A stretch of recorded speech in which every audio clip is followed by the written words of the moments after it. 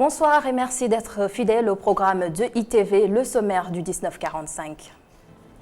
Un sentiment de crainte habite certains Sénégalais depuis l'arrestation de 2 hommes en burqa. C'était vendredi dernier. Des citoyens veulent comprendre comment cela est arrivé. Ils craignent pour leur sécurité. Fête de Tabaski rime aussi avec nouveaux vêtements. La vente de tissus marche très bien actuellement et ce constat, de plus en plus, les Sénégalais se tournent vers les tissus vendus au kilogramme. Reportage à Colobane à suivre. La communauté guinéenne basée au Sénégal clame justice pour Mamadou Barry, tué en France le 19 juillet dernier. La dépouille du défunt est arrivée la nuit dernière en Guinée, son pays d'origine, qui lui a rendu un grand hommage ce dimanche. Bienvenue sur ITV, le journal du soir.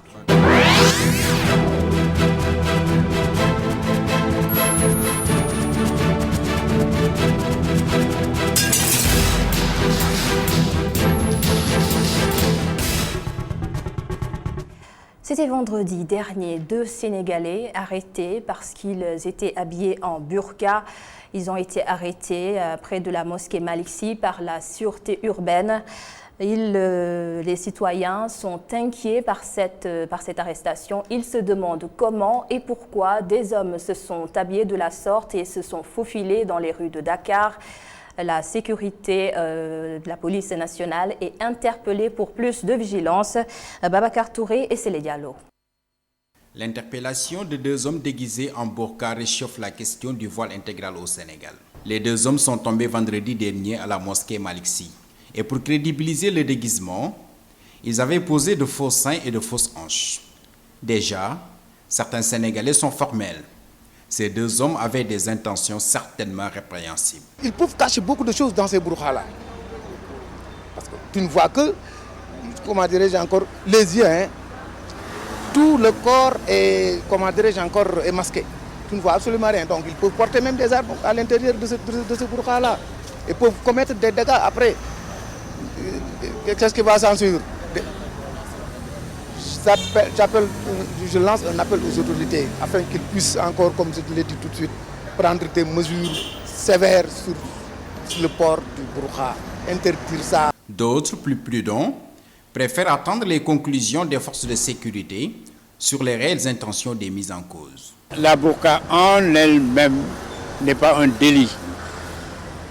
Maintenant que l'on justifie et que l'on trouve des justifications, parce que la burqa peut servir de déguisement.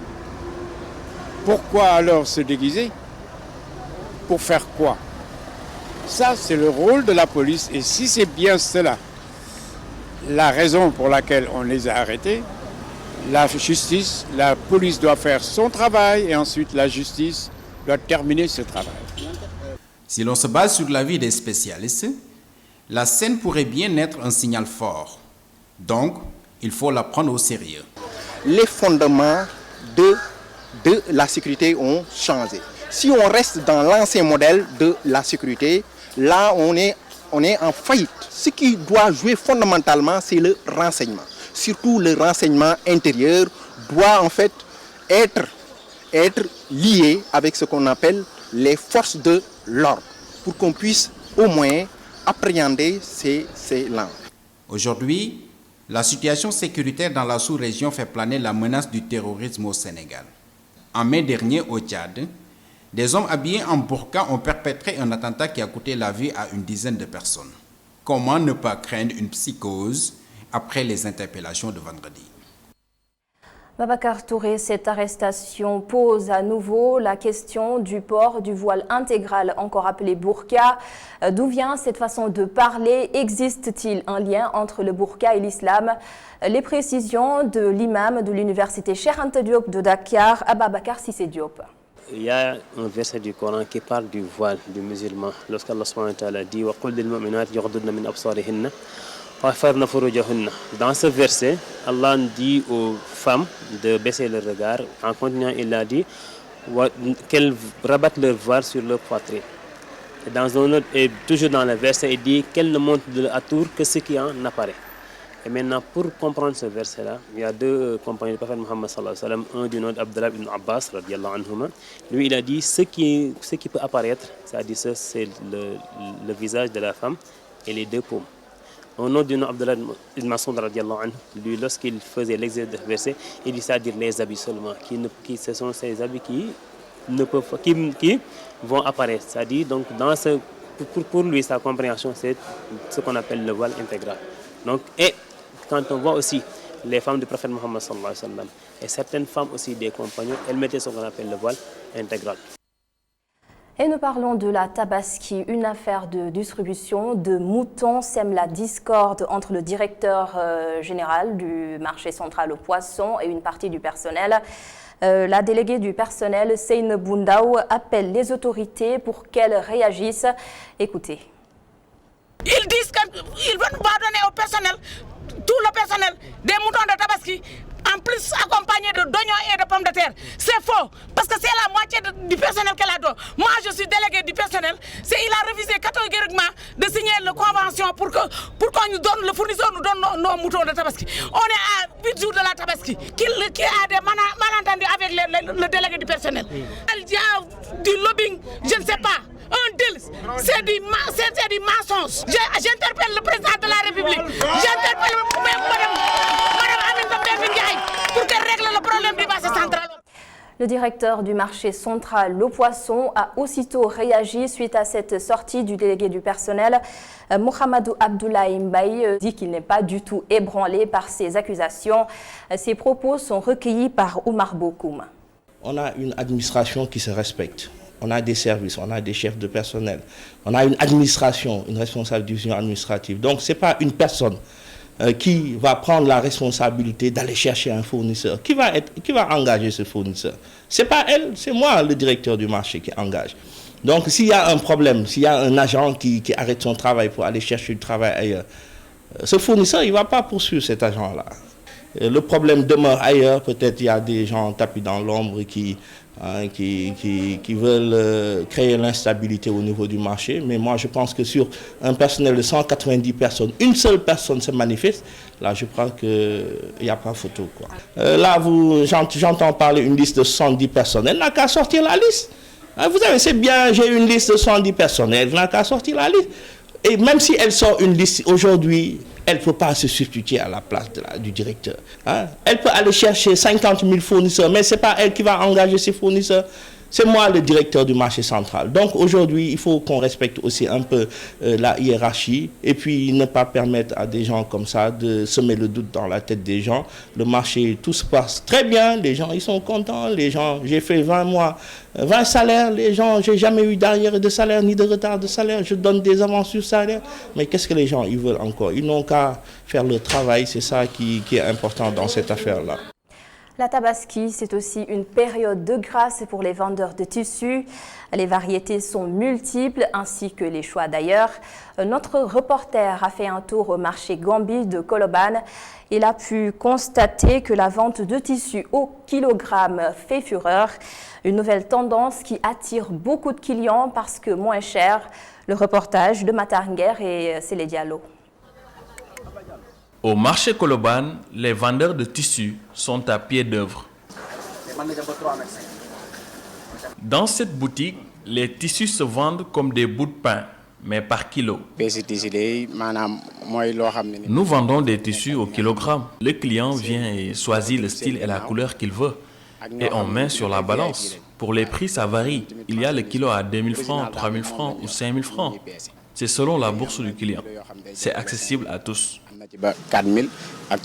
Les vendeurs se frottent bien les mains. S'il y a une forte affluence, ils peuvent vendre jusqu'à 700 000. Si les clients viennent en masse, on peut même dépasser cette somme. Des fois, nous rentrons dans nos frais le même jour. Ça dépend. Pour les clients, à chacun sa motivation. Pour d'aucuns, c'est moins cher.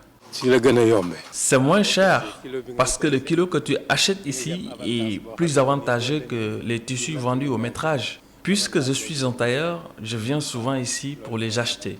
Ça me permet d'avoir un bénéfice pour les tenues que je confectionne. Pour d'autres, c'est l'originalité des tissus. Les tissus vendus au kilogramme sont plus originaux. J'en achète depuis des années. Et ce qui me plaît le plus, c'est la rareté de ces designs. La Tabaski, l'une des plus grandes fêtes musulmanes. Une occasion pour certains d'enrichir leur garde-robe. Matanger, merci pour ce reportage. En plus bref, le juge Souleymane Teliko, réélu à la tête de l'Union des magistrats du Sénégal.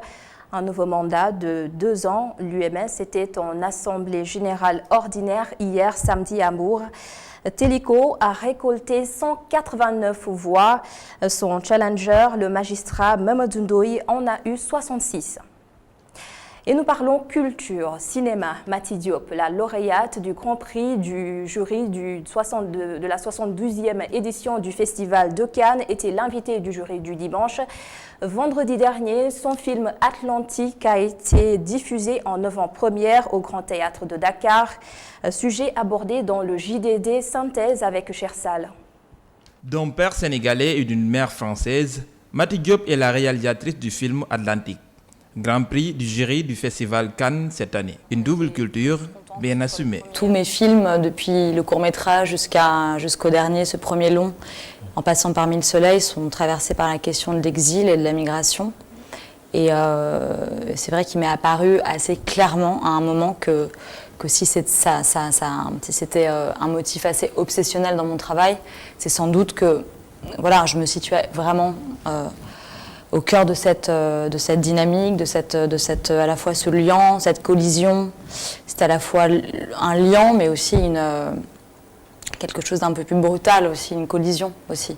Dans ce film social et fantastique qui raconte la réalité de la jeunesse sénégalaise à travers le portrait d'un couple que la mère et la mort vont séparer, Mati Diop a tenu par la preuve à tordre le cou aux idées reçues. J'ai vraiment été profondément, avant tout, perturbée par cette jeunesse qui s'est jetée en mer. Je sais que c'est toujours un peu embarrassant de parler de ça encore aujourd'hui. On se dit, bon, d'accord, ça fait des années qu'on en parle, on va peut-être parler d'autre chose, mais ça continue. En fait, non, il ne faut pas arrêter. Est-ce que c'était une manière pour vous de dire votre y en a marre? Oui, exactement, c'est exactement ça. Mais j'ai décidé d'utiliser mes propres outils, ceux du cinéma, et de me joindre à ma manière voilà. Entre fiction et fantastique, Atlantique se veut aussi une critique sociale des tares d'une société sénégalaise gangrénée par l'argent, le pouvoir, le prestige, l'injustice, la corruption, le mariage forcé, entre autres. Mati a été élevé au rang de l'Ordre national du Lion récemment par le président Macky Sall. Et je le disais dans les titres, Mamadou Barry, le jeune docteur guinéen tué en France le 19 juillet dernier. Sa dépouille est arrivée la nuit dernière en Guinée, son pays natal. Tristesse, consternation et désolation, les sentiments les mieux exprimés. La communauté guinéenne basée à Dakar réclame toujours justice. Oumar Kane et Sélé Diallo. Le meurtre de Mamadou Barry en France continue de soulever l'ire des Africains un peu partout dans le monde. Tous demandent que justice soit faite pour le jeune docteur guinéen. La communauté guinéenne établie au Sénégal ne compte pas rester les bras croisés entre marche, journée de prière et mémorandum. On a prévu de faire une marche blanche. On a déposé la demande de l'autorisation. On attend l'obtention de la demande de l'autorisation. Et ça sera suivi d'une journée de prière. Il est prévu, après cette marche et cette journée de prière, on va organiser une journée de réflexion, d'échange entre la diaspora guinéenne du Sénégal et même avec nos frères sénégalais, parce que ça nous concerne tous, pour sortir un mémorandum de cette rencontre de réflexion qu'on va déposer auprès des différents chefs d'État africains et déposer dans les différents organismes internationaux et nationaux qui sont chargés de défense des droits humains. Un combat que la communauté guinéenne au Sénégal compte mener avec le soutien de l'État du Sénégal. Nous attendons de l'État sénégalais un accompagnement de l'ordre juridique, diplomatique et de nous faciliter aussi les obtentions des autorisations auprès des autorités sénégalaises, les différentes activités que nous allons mener tournant autour de cet assassinat au niveau du territoire sénégalais. Mamadou Barry est mort d'une agression présumée raciste à Rouen, en France, le 19 juillet dernier. Un meurtre qui émeut la communauté guinéenne au Sénégal. Âgé de 31 ans et père d'un enfant de 2 ans. Le jeune docteur sera inhumé ce lundi à Mamou, son village d'origine. Sans transition, les actualités internationales et nous restons sur cette affaire Mamadou Barry. Je le disais tout à l'heure, sa dépouille est arrivée la nuit dernière à Conakry. Et notez qu'une cérémonie d'hommage à Mamadou Barry a été organisée ce dimanche dans une université de Conakry. Il s'agit de l'université publique Sonfonia où Mamadou Barry a fait ses études entre 2007 et 2010. Des étudiants ont porté des t-shirts à l'effigie du défunt, des t-shirts sur lesquels il est écrit « Justice pour Dr Mamadou Barry ». Tuerie de masse aux États-Unis. Une fusillade a éclaté hier samedi dans une galerie commerciale au Texas. Le bilan fait état de 20 personnes tuées et 26 autres blessées au moins. Et ce dimanche, une autre fusillade a fait 9 morts à Dayton dans le Texas, dans l'Ohio, pardon. L'assaillant a été abattu, 16 personnes ont été aussi blessées. Il s'agit, tenez-vous bien, de la 250e tuerie de masse aux États-Unis depuis le début de l'année. La Mauritanie a un nouveau Premier ministre. Il s'agit de Ismaël Ould Beda Ould Cheikh Sidiya, un responsable de l'Union pour la République UPR, le parti présidentiel. Il succède à Mohamed Salem Ould Béchir qui a présenté sa démission de son gouvernement quelques heures auparavant. 40 migrants à bord du navire humanitaire allemand Alan Kurdi ont pu être sauvés mercredi dernier. Ils sont arrivés ce dimanche à Malte. Ces migrants ont pu débarquer à la suite d'un nouvel accord de répartition entre plusieurs pays de l'Union européenne. Le Portugal va accueillir 5 naufragés. La France, l'Allemagne et le Luxembourg feraient partie des pays accueillants. Et c'est la fin de ce journal sur ITV. Merci à tous de l'avoir suivi.